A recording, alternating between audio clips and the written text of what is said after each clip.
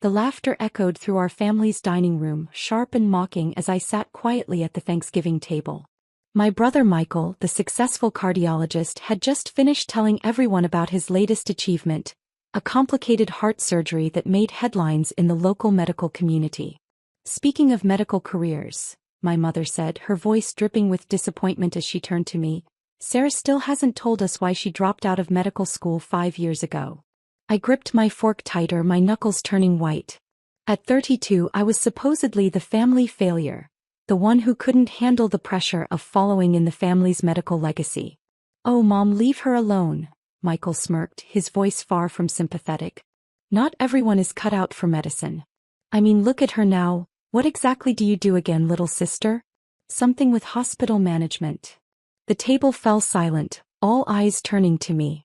My father, Dr. James Anderson, chief of surgery at Anderson Memorial Hospital, named after my grandfather, simply shook his head and continued eating. The hospital had been in our family for 3 generations and I was supposed to be the 4th. Instead, I'd chosen a different path. "I work in healthcare consulting," I said quietly, maintaining my composure. What they didn't know was that healthcare consulting meant I was the CEO of Phoenix Healthcare Solutions, one of the largest hospital acquisition and management firms in the country. I operated through shell companies and subsidiaries, keeping my identity private. The business world knew me only as SA Phoenix. "Consulting," my mother repeated the word like it was a disease. "Meanwhile, your brother is saving lives, your sister Elena is head of pediatrics, and you're giving advice?" Elena, my older sister, reached over and patted my hand with fake sympathy. "Don't worry, Sarah. Not everyone can handle the pressure of medical school. Remember how you used to get nervous during anatomy labs?" More laughter rippled around the table. I thought back to those days in medical school not because I couldn't handle the pressure, but because I saw something my family refused to acknowledge. Hospitals weren't just about medicine, they were businesses that needed proper management to survive. "At least she's not completely unemployed," my father finally spoke, his words cutting deeper than any scalpel. "Though I still don't understand why you gave up. The Anderson name would have opened any door for you in the medical world. If only they knew that I'd spent the last 5 years building an empire that now owned 27 hospitals across the country." Phoenix Healthcare Solutions was known for turning failing hospitals into profitable centers of medical excellence, all while maintaining the highest standards of patient care. "Pass the potatoes, please," I said, changing the subject. "Let them think what they wanted. Soon enough, they'd learn the truth." What my family didn't know was that their precious Anderson Memorial Hospital was in serious trouble. Their old-school approach to hospital management had left them hemorrhaging money. 6 failed safety inspections in the past year, outdated equipment, and a staff retention rate that was plummeting, all signs of a hospital on the brink of collapse. I'd been watching from afar, monitoring their financial reports through my connections. They needed help, but their pride would never let them admit it. "Not yet, anyway." "Did you hear about Brighton General?" Michael asked Dad, referring to their biggest competitor in the city. "They just got bought out by some mysterious healthcare group. Phoenix something." I took a sip of water to hide my smile. Brighton General had been my latest acquisition, and I'd already begun implementing changes that would make it the premier medical facility in the region. "Phoenix Healthcare Solutions," my father grumbled. "They've been buying up hospitals all over the state. Probably some corporate vultures who don't understand real medicine." Elena nodded in agreement. "I heard they're ruthlessly efficient. They fired the entire board at St. Mary's after taking over. Because the board was embezzling funds meant for the pediatric ward," I said before I could stop myself. Everyone turned to look at me again. "And how would you know that?" Michael asked, his tone suspicious. "It was in the news," I lied smoothly. In reality, I had personally uncovered the corruption and ensured those responsible faced consequences. The money had been returned to where it belonged, helping sick children. "Well," my father said dismissively, "Anderson Memorial will never need outside help. We've managed just fine for 3 generations." I thought about the report sitting in my home office, detailing exactly how fine they were doing. Their latest safety inspection had revealed critical issues in the emergency department. The hospital's accreditation was hanging by a thread. "Actually, Dad," Elena spoke up, her voice carrying a note of concern, "we should talk about the latest budget report. The numbers aren't looking good." For the first time that evening, I saw a flicker of worry cross my father's face. He quickly masked it, but I knew the truth. They were months away from a financial crisis. Nothing to worry about, he said firmly. We've weathered rough patches before. But this wasn't just a rough patch.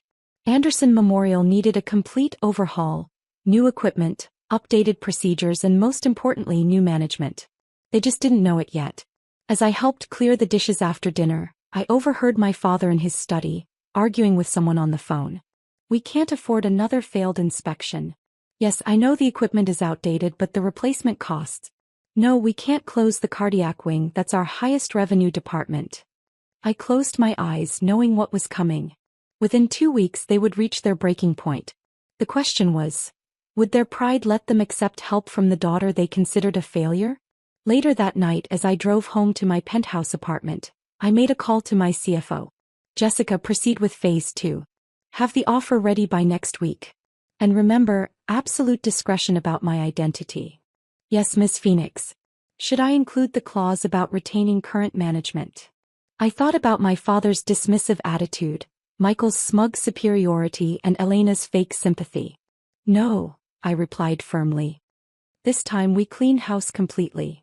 The next morning I walked into my office on the top floor of the Phoenix Healthcare Building, 40 stories above the city. Floor-to-ceiling windows offered a perfect view of Anderson Memorial Hospital 6 blocks away. On my desk sat the latest inspection report, another failed safety audit. I picked up my phone and called my head of acquisitions.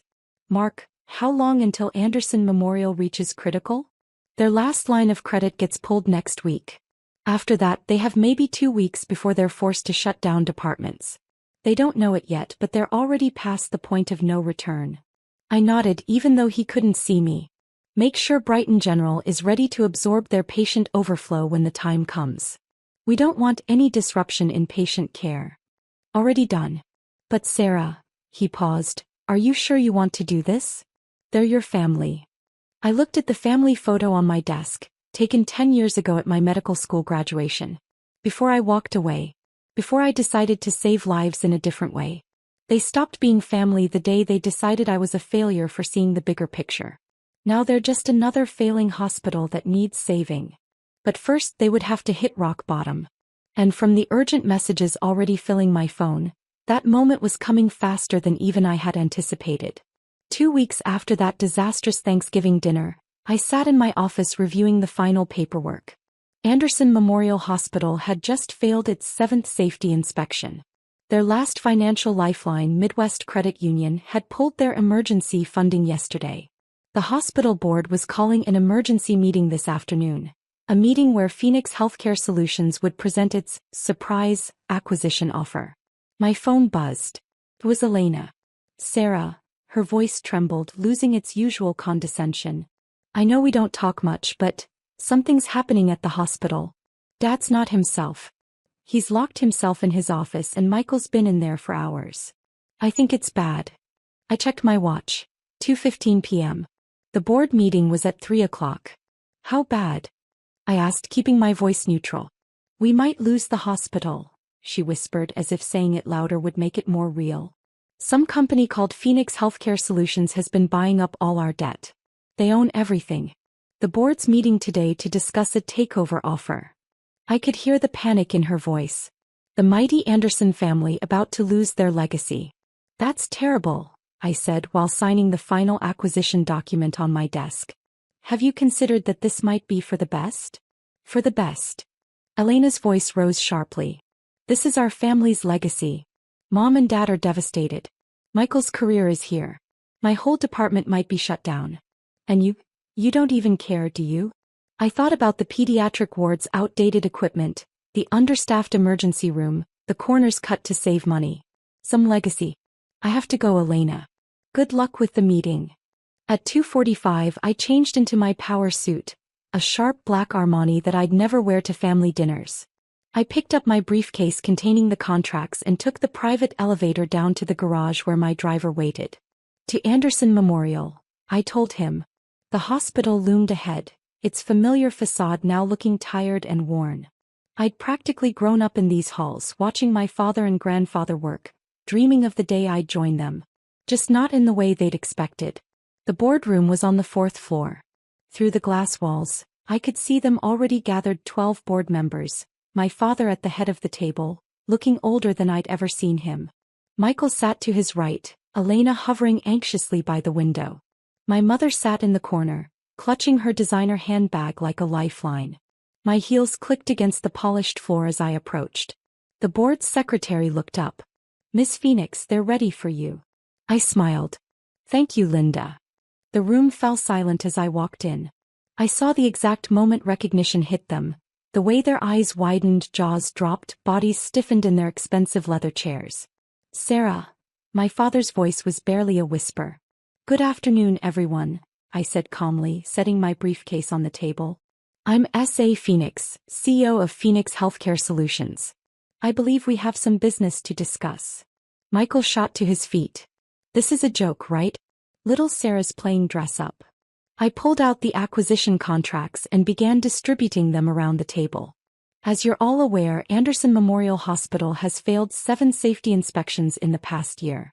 Your emergency funding has been withdrawn. 3 departments are operating with equipment that's well below current medical standards. Staff turnover is at 60% and you're facing 3 malpractice suits." "How dare you dash," my father started, but I cut him off. "Phoenix Healthcare Solutions now owns all of your outstanding debt. We also own the mortgage on this building. As of this morning, we've acquired controlling interest in your management company." I met each board member's eyes. "You have 2 options. Accept our purchase offer, which will allow us to implement immediate improvements and save this hospital, or file for bankruptcy by the end of the week." Elena pressed her hands against the glass wall, looking like she might faint. My mother had gone completely pale. "The offer is generous," I continued. "All current medical staff will be evaluated based on performance metrics. Those who meet our standards will be retained." "And current management?" one of the board members asked. "Will be replaced immediately." My father slammed his hand on the table. "You can't do this. This hospital is our legacy. A legacy of outdated equipment, dangerous practices and financial mismanagement," I replied coldly. "Tell me, Dad, when was the last time you updated the cardiac monitoring systems in the ICU? When did you last approve funding for new surgical equipment? How many young doctors have left because you refused to implement modern procedures?" Michael stood up again. "You don't know anything about running a hospital. You couldn't even finish medical school." I smiled, pulling out one final document: Phoenix Healthcare's latest annual report. In the past 5 years, Phoenix Healthcare Solutions has acquired 27 failing hospitals. Every single one is now operating at a profit while maintaining the highest standard of patient care. Our mortality rates are 40% lower than the national average. Our staff retention rate is 92%. And our patient satisfaction scores are the highest in the country. The board members were flipping through the numbers, their expressions shifting from skepticism to surprise to realization. "So," I said, "shall we discuss the terms of the acquisition?" "Sarah," my mother finally spoke, her voice small. "Why are you doing this to us?" I turned to her, feeling the weight of years of dismissal and disappointment. "I'm not doing this to you. I'm doing this for every patient who deserves better than what this hospital has become. I'm doing this because while you were all so busy protecting your precious legacy, you forgot what that legacy was supposed to be about: saving lives." The next hour passed in a blur of signatures and legal terms.